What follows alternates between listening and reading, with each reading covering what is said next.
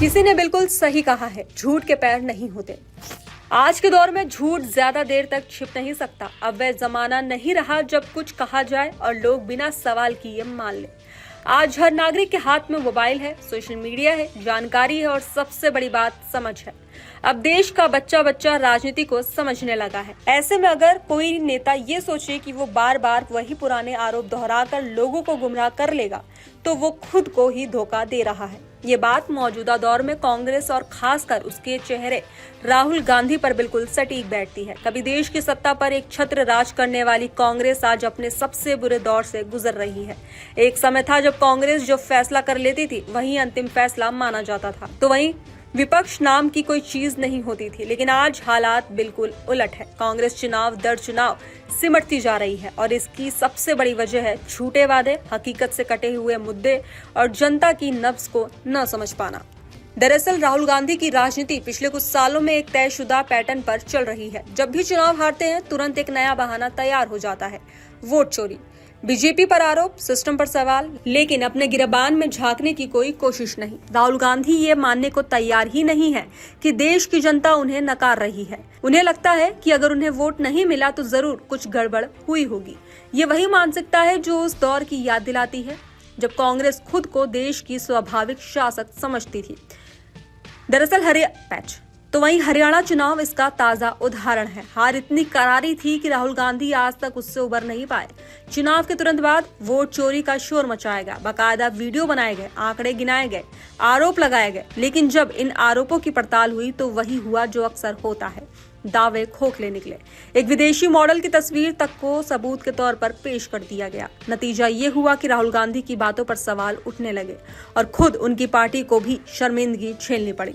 लेकिन सबसे दिलचस्प बात यह है कि अब राहुल गांधी को सिर्फ जनता ही नहीं बल्कि उनके अपने साथी भी गंभीरता से नहीं ले रहे हैं। इंडियन गठबंधन के भीतर ही दरारें साफ दिखाई देने लगी है। दरअसल बिहार चुनाव को ही देख लीजिए। राहुल गांधी पूरे चुनाव के दौरान वोट चोरी का राग अलापते रहे, लेकिन तेजस्वी यादव ने इस मुद्दे से साफ दूरी बनाए रखी। तेजस्वी यादव जानते थे कि बिना ठोस सबूत के ऐसे आरोप लगाना उल्टा पड़ सकता है, इसलिए उन्होंने राहुल गांधी के सुर में सुर नहीं मिलाया। दोनों गठबंधन में जरूर थे, लेकिन विचार और बयानबाजी बिल्कुल अलग थी। ये साफ संकेत था कि गठबंधन मजबूरी का है, भरोसे का नहीं। तो वहीं अब ताजा मामला जम्मू कश्मीर से सामने आया है, जहां से जम्मू कश्मीर के सीएम उमर अब्दुल्ला का बयान राहुल गांधी के लिए एक और बड़ा झटका साबित हुआ है। जब उमर अब्दुल्ला से पूछा गया कि राहुल गांधी बीजेपी पर वोट चोरी का आरोप लगा रहे हैं, तो उन्होंने बेहद साफ शब्दों में कहा, ये कांग्रेस का मुद्दा है, इंडिया गठबंधन का नहीं। उन्होंने ये भी कहा कि हर पार्टी को अपने मुद्दे चुनने की आजादी है और उन्हें नहीं लगता कि वोट चोरी जैसा कोई मामला है। ऐसे में उमर अब्दुल्ला का ये बयान बहुत कुछ कह जाता है। ये वही उमर अब्दुल्ला है जिनका कांग्रेस के साथ दशकों पुराना राजनीतिक रिश्ता रहा है, पिता से लेकर बेटे तक। लेकिन जब बात सच्चाई और राजनीतिक विश्वसनीयता की आई तो उन्होंने राहुल गांधी से किनारा कर लिया। मतलब साफ है, गठबंधन में रहना अलग बात है, लेकिन हर मुद्दे पर आंख बंद करके समर्थन देना अब कोई नहीं चाहता। यहाँ पर कहानी खत्म नहीं होती। पश्चिम बंगाल में कांग्रेस के ही वरिष्ठ नेता और सांसद अधीर रंजन चौधरी का बयान भी राहुल गांधी की रणनीति पर सवाल खड़े करता है।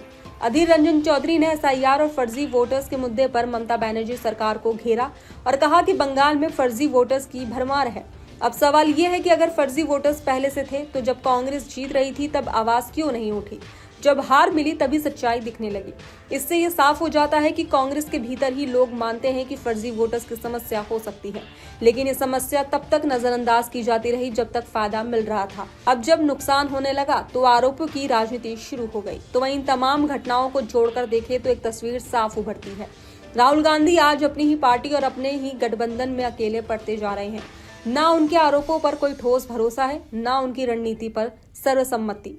देश बदल चुका है। देश अब भावनात्मक नारों से नहीं बल्कि विकास, स्थिरता और भविष्य की योजनाओं से वोट करता है। राहुल गांधी आज भी उसी दौर की राजनीति करना चाहते हैं जहां जनता को गुलाम वोटर समझा जाता था, लेकिन अब ऐसा नहीं होने वाला। आज की जनता सवाल पूछती है, आपने क्या किया? आपका रोड मैप क्या है? आप सिर्फ विरोध करेंगे या समाधान भी देंगे? और शायद इन्हीं सवालों के जवाब न होने की वजह से कांग्रेस आज 2, 4, 5, 10 सीटों पर सिमटती जा रही है। जो पार्टी कभी देश पर राज करती थी आज अपनी पहचान और दिशा दोनों के लिए संघर्ष कर रही है। तो वहीं उमर अब्दुल्ला का ये बयान सिर्फ एक राजनीतिक प्रतिक्रिया नहीं है, बल्कि ये उस सच्चाई की गवाही है कि राहुल गांधी की राजनीति अब न सिर्फ जनता बल्कि सहयोगियों को भी भरोसेमंद नहीं लगती। ऐसे में अब सवाल ये नहीं है कि बीजेपी वोट चोरी करती है या नहीं, सवाल अब ये है कि क्या कांग्रेस और राहुल गांधी आने वाले समय में अपनी राजनीति को आत्ममंथन के जरिए बदल पाएंगे या फिर हर हार के बाद एक नया बहाना ढूंढते रहेंगे।